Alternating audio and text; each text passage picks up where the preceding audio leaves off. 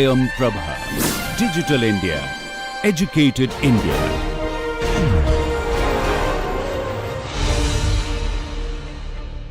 So in the last class, we've analyzed principles of hydrostatics, more generally fluid statics.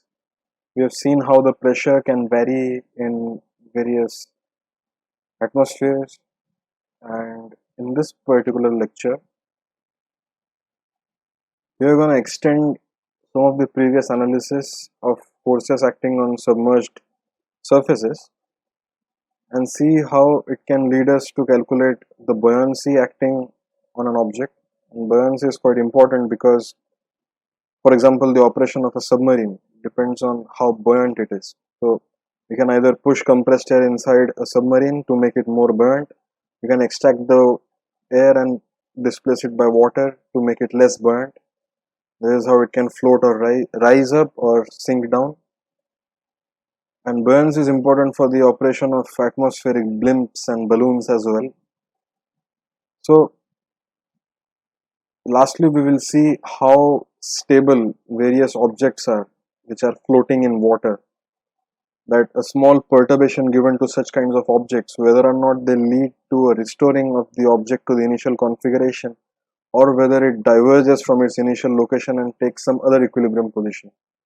The question is not to find out the equilibrium position, but to find out whether it will restore back to the original condition. And this is quite important for us to design ships and analyze various floating objects.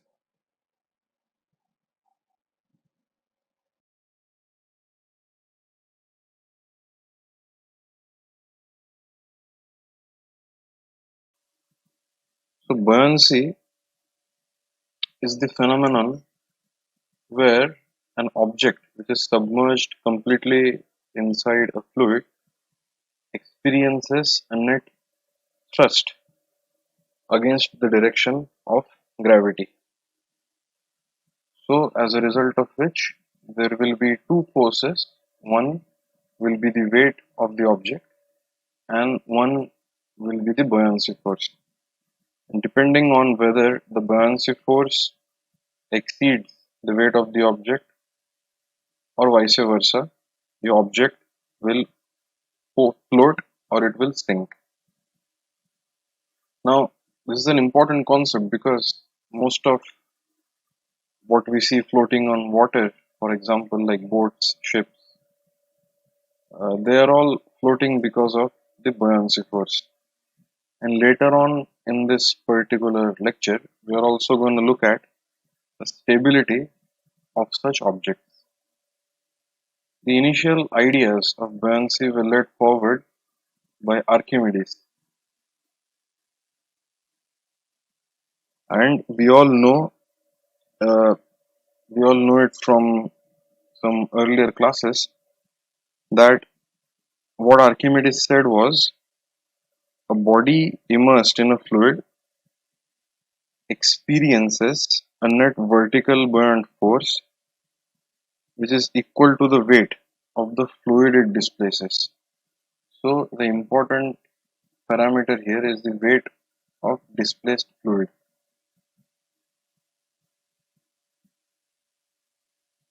So in this particular case, this is the volume of the object, and so the weight of the displaced fluid will be the volume of this object multiplied by the density of the liquid. So the density of the liquid is rho. Now if the density of the object is rho 0, so depending on the comparison of rho 0 and rho, we can easily say whether the object will float or whether it will sink. But the important thing is the volume displaced will be equal. So you can take the same volume made of wood or the same volume made of gold. They will displace the same amount of water. However, the buoyancy force acting on the two objects will be, despite the buoyancy force being equal, the net force will be different because gold will have a larger weight given the same volume. So let us try to prove this particular statement that the force due to buoyancy is equal to the weight of the fluid displaced. Let us consider an object as shown, and let this object lie submerged in a fluid. Let us consider a certain strip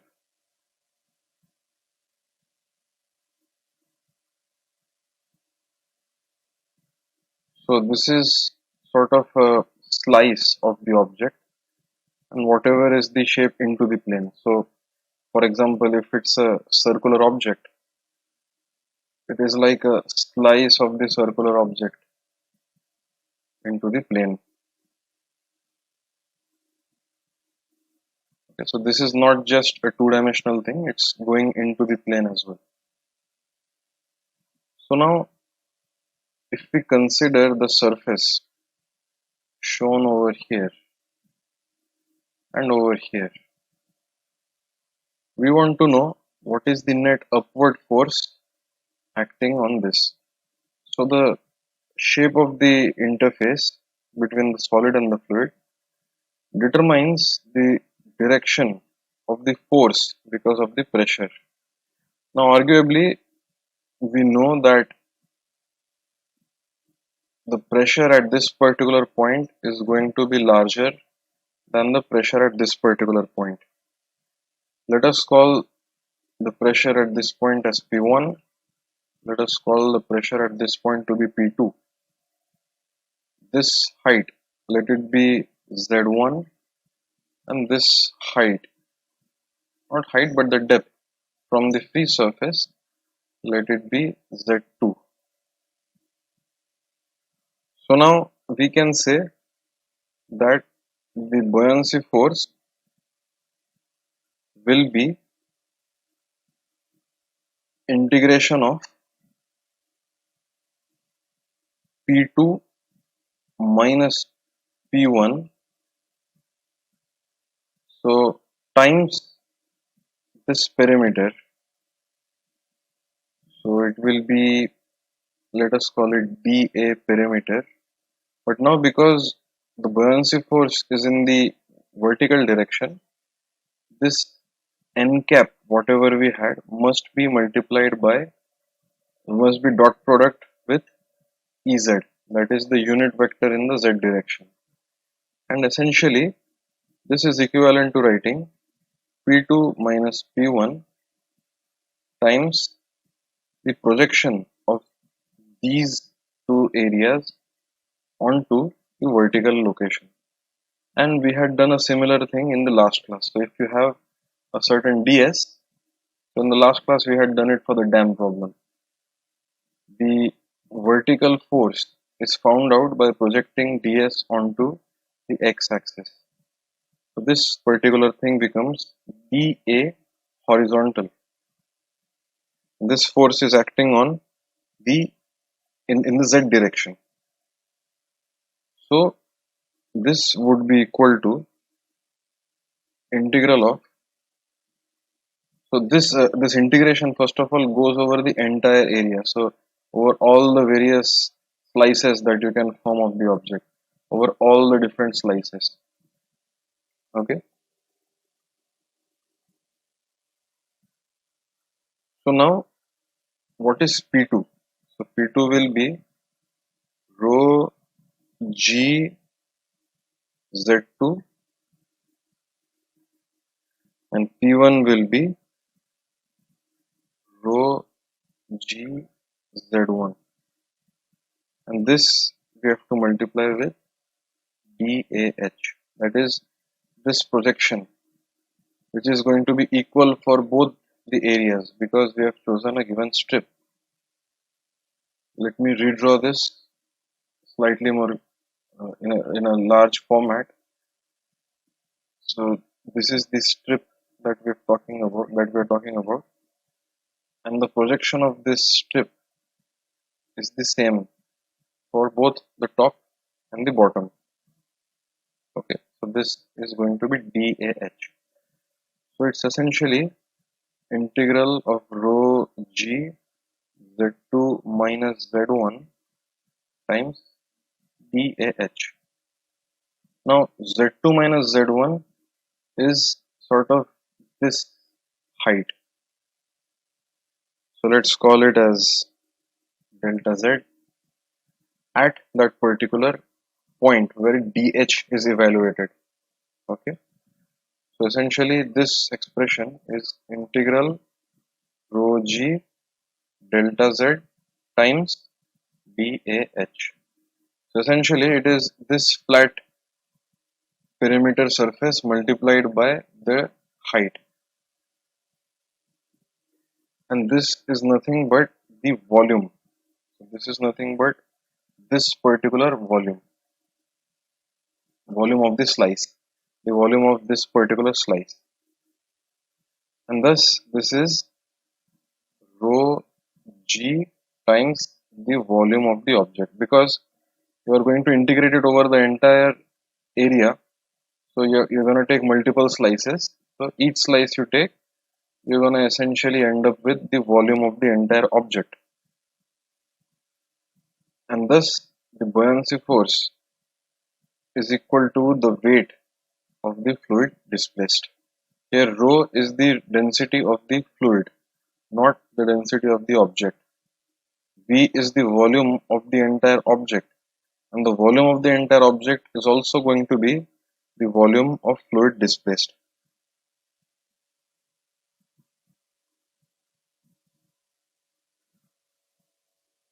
Now, depending on the force due to buoyancy, there can be a condition where the object is partially floating on top of the water and partially submerged. So in this case, the buoyancy will be due to whatever volume is submerged, that is this volume. The location where the buoyancy acts is called as the center of buoyancy.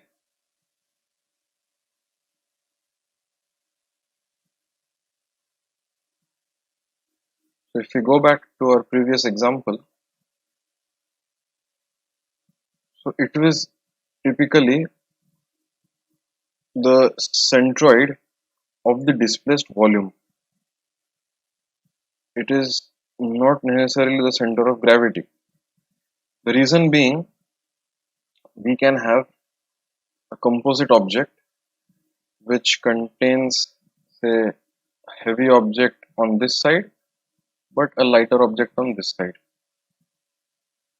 So because it is containing a heavy object on this side, the center of gravity will be shifted from the center point. So instead of drawing it like a 3D, let me just draw it like a 2D, easier to explain. So let us say this is the heavy part, say something like mild steel. This is the light part, say something like aluminium. The center of gravity will act somewhere over here. But once it is submerged inside a liquid, this is going to be the volume of fluid displaced. It will make no difference what the actual composition of the object is. The point is, this is going to be the volume of the liquid that is displaced, which means that the centroid of this volume will be where the buoyancy acts. It is as if everything is uniform. So this is the center of buoyancy. Now, in static equilibrium, where the object is not having any motion, the center of gravity and the center of buoyancy must coincide, because if they do not coincide, it will result in a net moment. So suppose they don't coincide, suppose the weight is acting something like this and the center of buoyancy is somewhere here, so it is FB. So if they do not coincide, there is a net moment on the object, causing the object to lose its static equilibrium, and hence it is necessary for them to be collinear under the conditions of static equilibrium. But what about this example that we just said, that it is heavy over here and light over here? Well, eventually the object would experience a moment initially so that it reorients itself in a manner that FB and W will become collinear. Once it becomes collinear, the object will become static.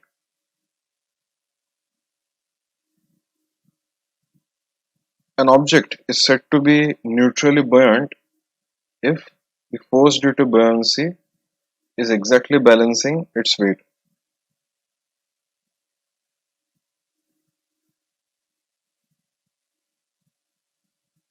That is, it is experiencing no net force in the direction of gravity. And having neutrally buoyant entities is quite important for flow visualization. So suppose you have a flow in this direction and you want to measure how the flow looks like. So you put a neutrally buoyant particle. Now suppose the flow varies in the z direction. If the particle is neutrally buoyant, it will not have a tendency to rise or sink in the fluid. It will try to maintain same plane, as a result of which we will be able to obtain the true velocity. Suppose the velocity in the lower part of the domain is low. So once the flow begins, if the particle is not neutrally buoyant, the particle will have a tendency to either sink down, where it will encounter lower velocities, or it will have a tendency to rise up, where it will experience possibly higher velocities. So it will not really give us the nature of the flow in the plane that we had injected the particle at. So for having tracer particles to measure flow fields like I just mentioned, we must have particles which are not just neutrally buoyant but also quite small, so that they do not experience appreciable drag.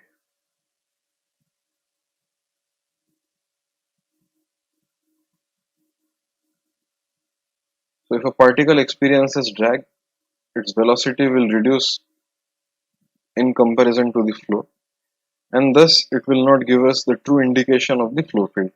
But more on this when we study viscous flows. Let us take an example.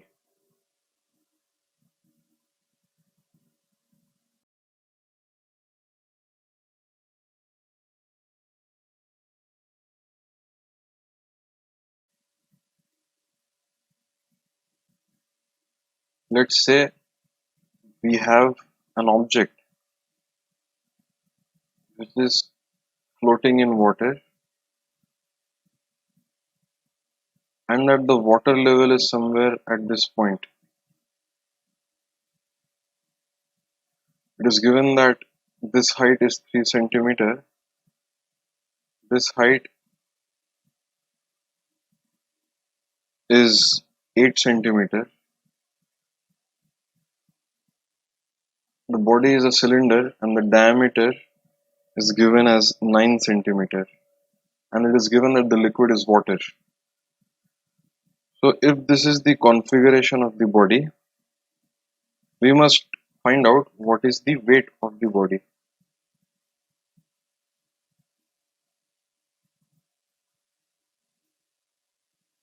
So the weight of the body, let's say it is W. So W acts at the center of gravity, which is over here.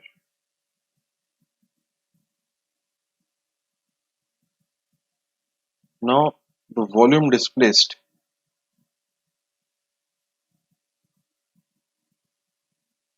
is equal to pi d square by 4 multiplied by the height. So it is going to be, so let us write it in terms of symbols. Let me call this as H submerged. So it will be pi d square by 4 multiplied by H submerged. Now the force due to buoyancy is going to be the volume submerged, let's call it as Vs, times rho of the liquid times G. and it acts at the center of the centroid of this submerged volume, which is going to be somewhere over here. So this is the point of buoyancy, the center of buoyancy B, and this is the centroid C.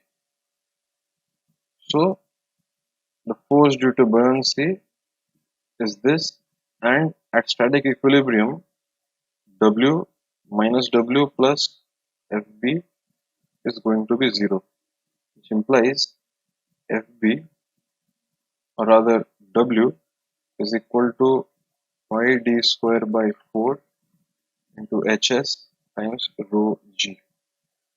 So let us pull out our calculators and crunch in the numbers. So pi by 4 times the diameter is 0.9 square times the height, which is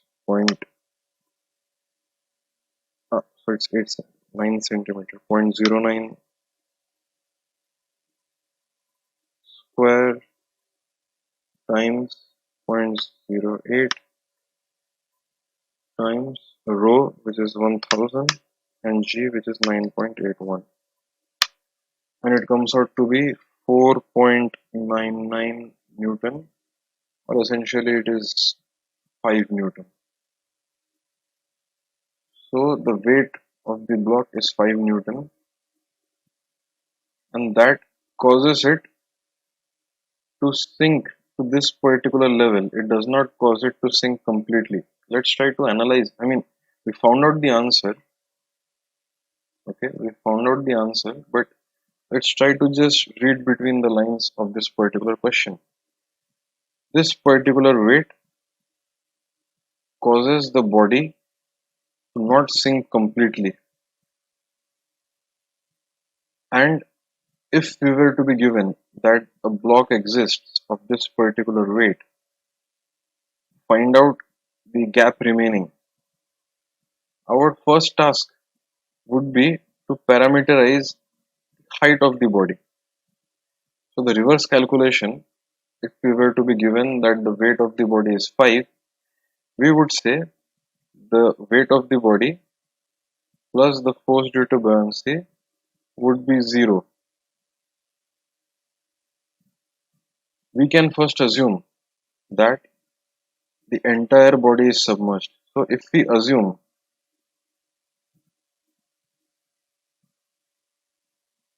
that the entire body is submerged,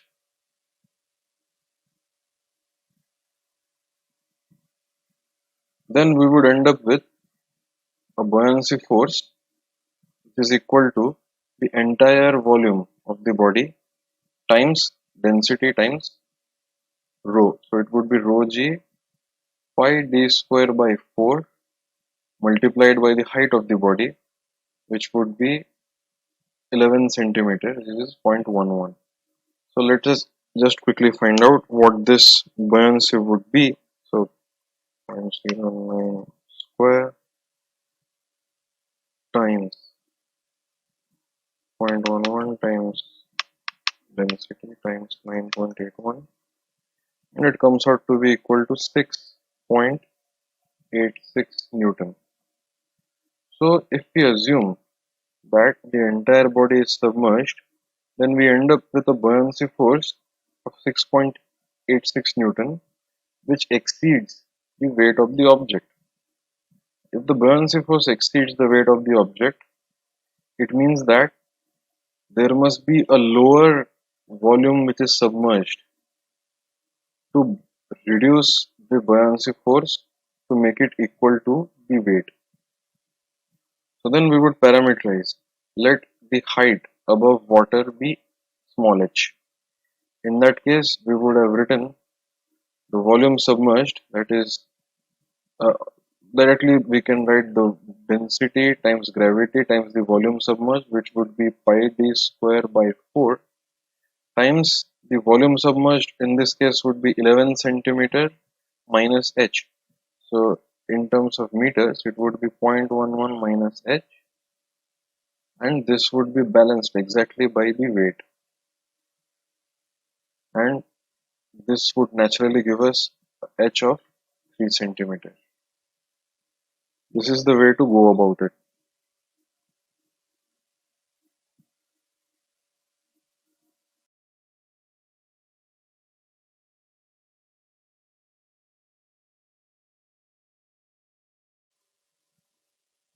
Let us consider one more problem.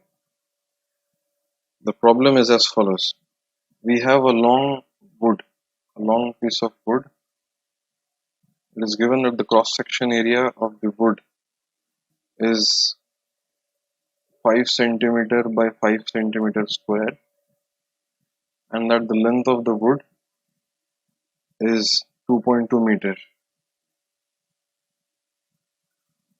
So the question is, how much lead should be attached to the bottom of the wood so that this particular entity is floating with 30 centimeter out of the water.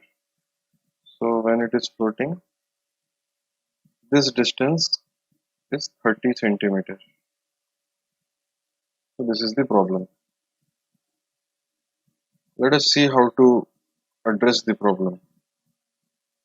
Now we know that if 30 centimeter is above, 1.9 meter of the wood is underwater. So let us write down the buoyancy force acting on the entire system. So this particular thing is lead. So the buoyancy force will be the volume of lead multiplied by rho of water times G plus volume of wood times rho of water times G. Whereas the total weight of the system is volume of lead times density of lead times G plus volume of wood times the density of wood times G. It is given that the specific gravity of wood is 0.65, that is, it is 0.65 times the density of water, whereas the specific gravity of lead is 11.4, meaning it is 11.4 times more denser. It is 11.4 times denser than water. So now if we equate these two, okay, so the volume of wood submerged, okay, the buoyancy force will be because of the volume of wood submerged. Now we know that the volume of lead would be volume of lead because everything is submerged. This would be the total volume of the wood. So volume of lead times 11, not 11. Let us write down the left hand side first. It would be the volume of lead multiplied by the density of water times G plus the volume of wood submerged, that is the area of wood multiplied by 1.9 meter times density of water times G, and on the right hand side we will write down the weight of the system, which is the volume of lead times rho of lead times G plus volume of wood total, which is the area of wood multiplied by 2.2 times rho of wood times G. This 2.2 is the total height of the wood. Now G cancels out from all the sides, and rho water can be divided. Okay, so this is rho wood. Just to avoid the confusion between water and wood. Okay, let's divide everything by rho water. So volume of lead plus area of wood times 1.9 is going to be equal to volume of lead times rho of lead upon rho of water plus area of wood times 2.2 times rho of wood divided by rho of water. This is VL times 11.6 plus AW into 2.2 into rho wood upon rho water is 0.65.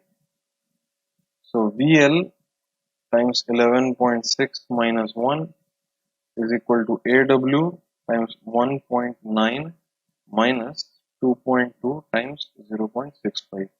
I have just rearranged the terms in the expression, which implies that VL, so the area is 5 centimeter cross 5 centimeters, so it's 0.05 square upon 10.6 times 1.9 minus 2.2 times 0.65. So if we crunch in the numbers,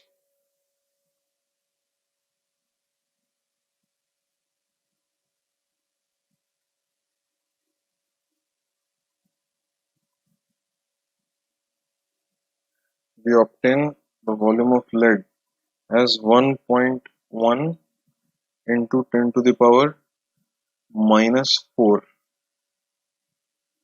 meter cube. Correspondingly, the weight of lead is the volume of lead, which is 1.1 10 to the power minus 4 times the density of lead, which is 11.4 times the density of water, times G. This comes out to be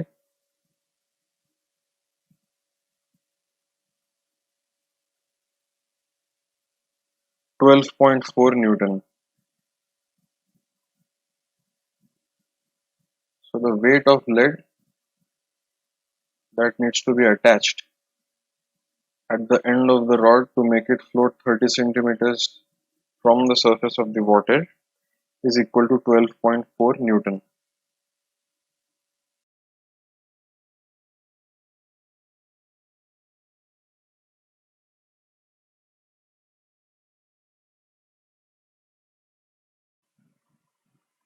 Let us now consider the stability of floating bodies.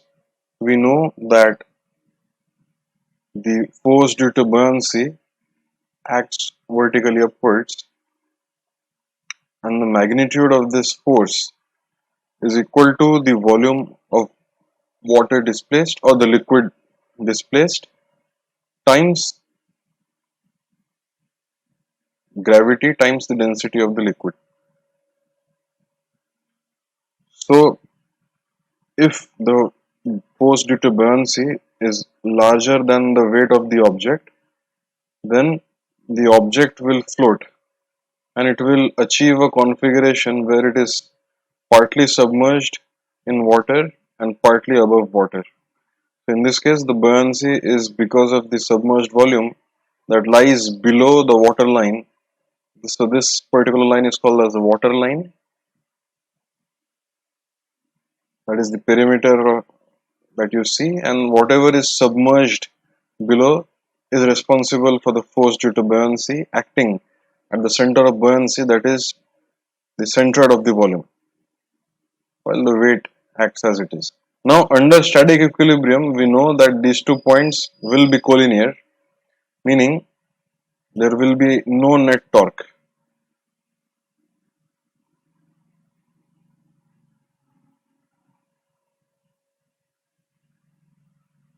If they are not collinear, there will be a net moment and the body will rotate and it will reorient itself until it acquires a stable configuration.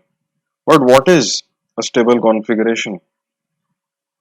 Consider balancing a pencil on one of its ends. Now, classical mechanics, or rather in this case, dynamics tells us that this pencil, when it is perfectly oriented at 90 degrees, it will be at static equilibrium. But common experience tells us that it is extremely difficult to do, point number one, and even if you are able to do this kind of balance, any small disturbance will cause it to fall down. And it will fall down to a position something like this. Now, this is the stable equilibrium position. And this is called as the unstable equilibrium position. Both are equilibrium positions, but one of it is unstable while the other is stable. Now, a similar thing happens for floating objects. Let us consider a certain floating object as shown. This particular object marked by this blue color is floating in water in such a way that part of it is submerged underwater below this particular line and part of it is above water. If we consider this to be an egg-shaped object, the top view, so this is the side view, the top view would of this particular water line would simply be a circle. Below the circle is the submerged object, above the circle, meaning out of the plane towards us, is the object facing water, facing us in the air. Away from us into the plane would be the submerged part. So now let us draw the center of gravity of this object. Say it is somewhere over here. Let us call it as G, center of mass, and it acts something like this. Now the center of buoyancy will be calculated from this particular volume.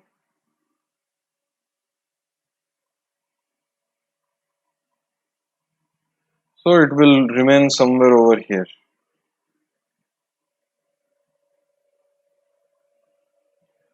For argument's sake, let us say that we tilt this object slightly.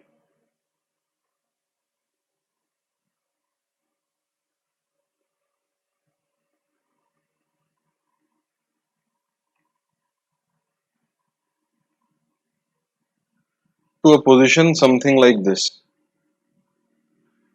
So what happens when you induce this kind of a tilt? Let me draw the original axis. It is going to be something like this, and this is the angle that you have tilted it by. So now the volume that is submerged changes and it has a net bias. But so if we say that the center of buoyancy is at this point, let me call this as B, and the weight of the object acts somewhere over here. So in order to show this clearly, let us exaggerate the diagram a bit. Let me say that the center of mass acts somewhere over here. So the center of buoyancy, the force acting at the center of buoyancy is the buoyancy force, and at point G, the weight W will act. So upon inducing a counterclockwise tilt, what happens? Let us look at the net moment. The moment is going to be, let us take the moment about point G. So about point G, the net moment will be this moment arm multiplied by the force. Let me call this as delta. So the net moment will be Fb times delta, but the direction of this moment is clockwise. So it will be minus Fb times d. So this minus is due to the sign convention. So when you tilt, or rather when you sort of try to rotate the object about this axis, there is a net moment in the clockwise direction. So the anti-clockwise tilt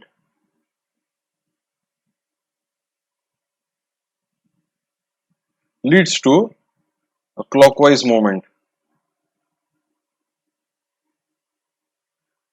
This means that this moment will try to restore the original value of theta, that was 0 degree. So it is a restoring moment.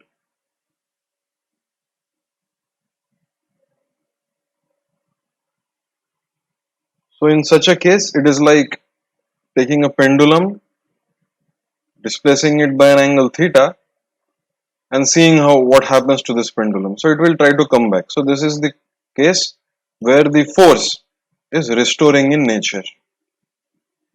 Let us take another illustrative example. Let us say, for argument's sake, that the force due to its own weight, it acts through this. So let's call it G. This point is G. But the center of buoyancy is over here. So let me call this B and the force is FB. So again, even in this case, what we have done is we've tilted it about this particular axis in the counterclockwise direction. So the tilt is counterclockwise or anti-clockwise, whatever you want to call it. Let us take the moment about point G. It will be equal to this force FB multiplied by the moment arm. So it will be moment equal to FB times delta. But now look, the moment is in this direction, that is, it is also in the counterclockwise direction, so there will be a positive sign. So given that the tilt is counterclockwise, the moment is also counterclockwise.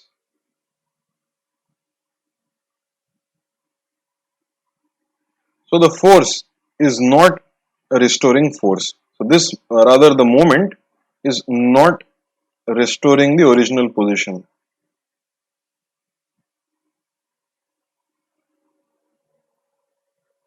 I mean, forget about the original position, it's not a restoring. So once you tilt it by some small angle, it will keep on going because the moment is also trying to increase this particular theta. In this particular case, when we increased theta in this direction, the moment tries to bring it back in this direction. However, in this particular case, the moment tries to take it further and it tries to remove it from the original equilibrium position to something else. So this is the case when you take a pencil and it goes to a new equilibrium position. It falls down. Or if you want to make an analogy with the pendulum, it is something like an inverted pendulum. So you take a rigid rod and you put a bob on top of it. So obviously this is also an equilibrium position, but the moment you push the bob to one side, it will suddenly go around and take this position because this is the equilibrium position, stable equilibrium position. So this is the unstable equilibrium position about this pivot point, and this is going to be the stable equilibrium position. So despite us having equilibrium positions, whether or not they are stable or unstable is decided by whether or not the force or the moment is restoring or not. So restoring means it takes it back to its original configuration. So a small disturbance, if it goes back, then it is a restoring force. If it keeps going in that direction and forgets about its initial position, then it is not a restoring force.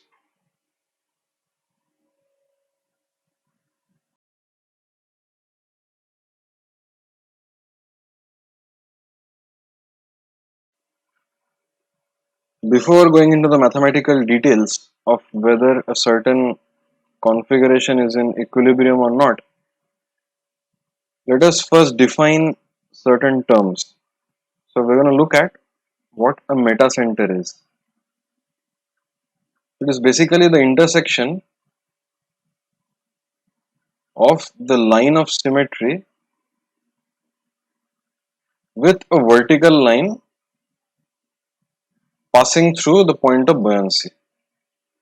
So let us say that this point is G, that is the center of gravity, center of mass, and the point of buoyancy is somewhere over here. So let us draw a a vertical line through point B. It intersects this line of symmetry over here, and so this point becomes M, the metacenter. This is point B. So in this case, the tilt is anti-clockwise. The restoring moment, so this is the force and this is the moment arm. So the restoring force, the restoring moment is clockwise, and so when M lies above G, right, we have a stable configuration. That is, when we disturb the equilibrium position, it tries to restore it back to its original configuration. Let us look at the other case where you have G over here, but say the point B is over here. So we draw a vertical line through B and it intersects the line of symmetry over here, and this is called as the metacenter. Now we have disturbed it in the same anti-clockwise direction, but now the restoring force is, so this is going to be the direction of the force acting at point B. So this is going to be the direction of FB, and FB is trying to rotate it like this. So the restoring moment direction, actually it's not the restoring moment, the moment direction is also anti-clockwise. So the tilt is anti-clockwise and the moment is also anti-clockwise, so it's not a restoring moment, meaning when M lies below G, the configuration is an unstable configuration,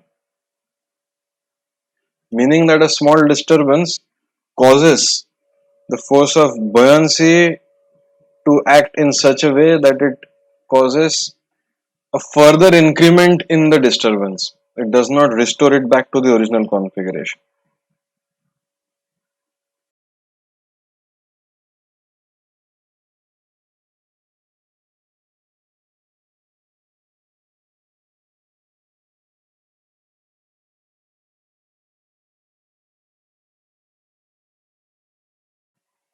Let us now consider the stability of such floating objects.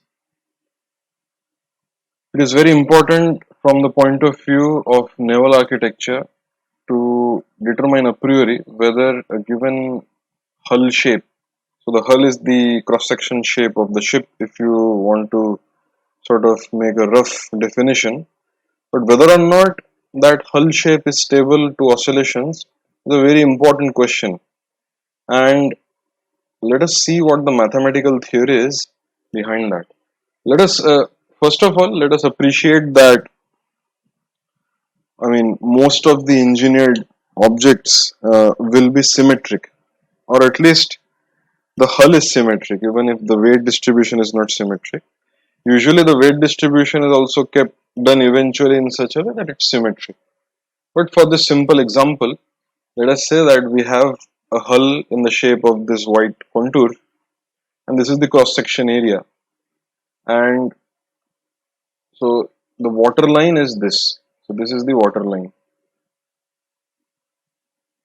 In the top view, this water line, say it's going to look something like this.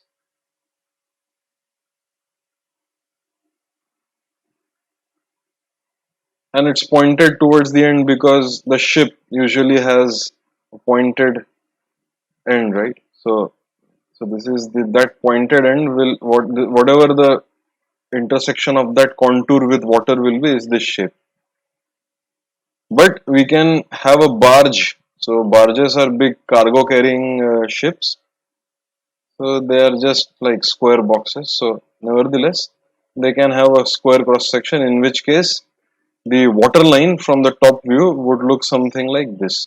It would be much simpler.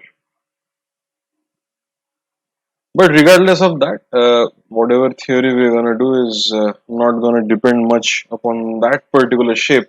It's going to depend on something which is like a function of that shape, but not that shape per se. That equation will be required. So now let us consider this particular object, and this is the center of mass, and the center of buoyancy will be this, and it will be calculated, I again repeat, with this particular volume in mind. If I call this A, B, C, D, that A, B, C, D volume will give us point B, that is the buoyancy. So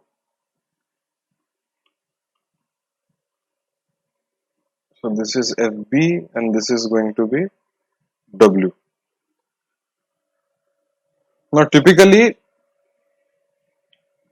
when there is a small disturbance in the ship, so everything's gonna have a net tilt. Okay, so suppose you tilt it, suppose there is some disturbance in the water because of which it tilts in this direction. So then the question is, what happens because of that particular tilt? Let me draw the tilted object.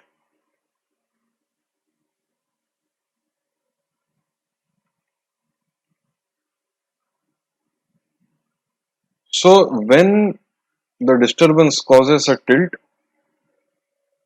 in this case the tilt is clockwise, and usually we analyze everything as a small disturbance.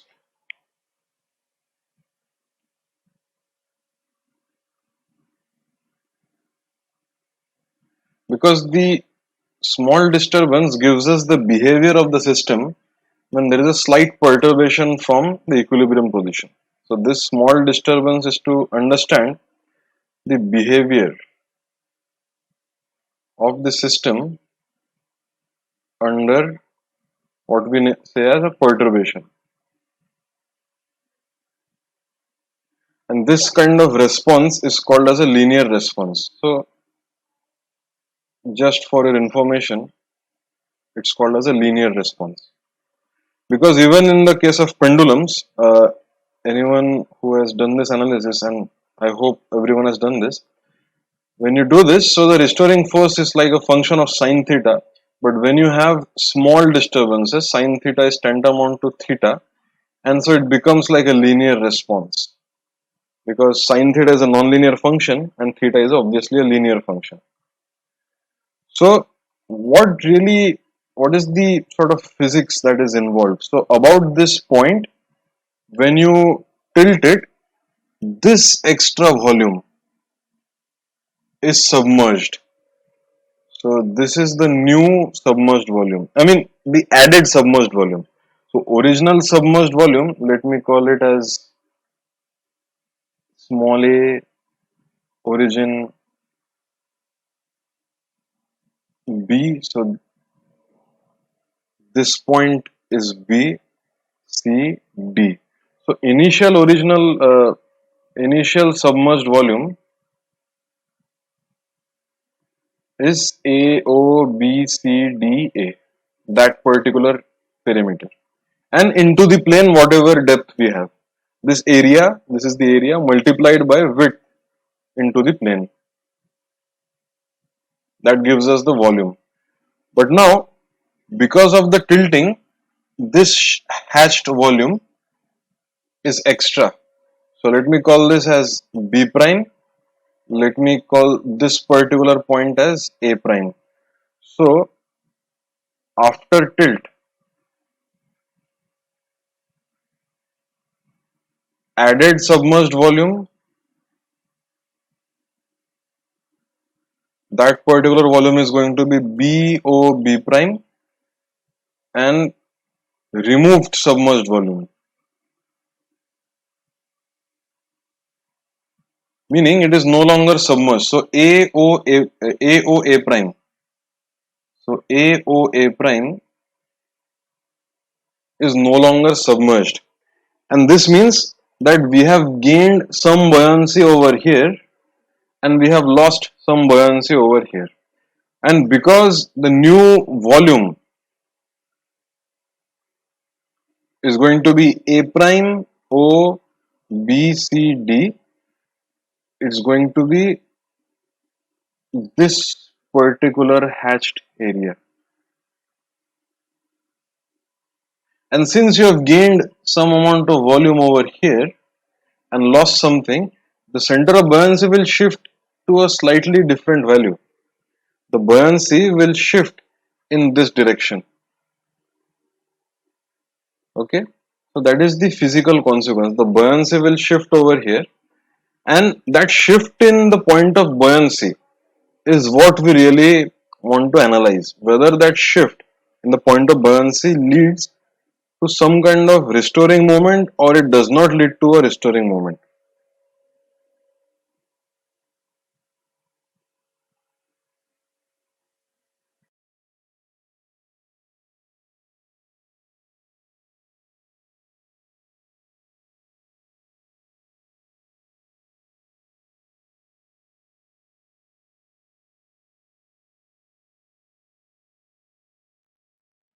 So in this video, we've looked at the analysis of buoyancy, which was an extension of forces acting on submerged bodies. We've looked at how we can find out the force due to buoyancy and the location at which it acts. We've seen how we can find out how much volume above the surface of the water we have for various bodies and how it can be altered by addition of additional weights. Then we moved on to analysis of stability and how the metacenter plays an important role in assessing whether a given object which is floating on the surface of water is going to be stable to arbitrary perturbations or not. And it was seen that if the metacenter lies above the center of mass, then we have stable equilibrium, meaning a small perturbation gives rise to a restoring moment in such a way that the object restores or it comes back to its original configuration. If the metacenter does not lie above the center of gravity, the center of mass in this case, it will be that a small perturbation given to the object will amplify. It will not allow the object to come back to its original position, but rather it will diverge away from the position and go to some other equilibrium configuration. And we have seen the analogy with the balancing of a pencil or even a pendulum clock. So with this, we end this particular video, and I will see you next time. Until then, it's goodbye from me. Bye.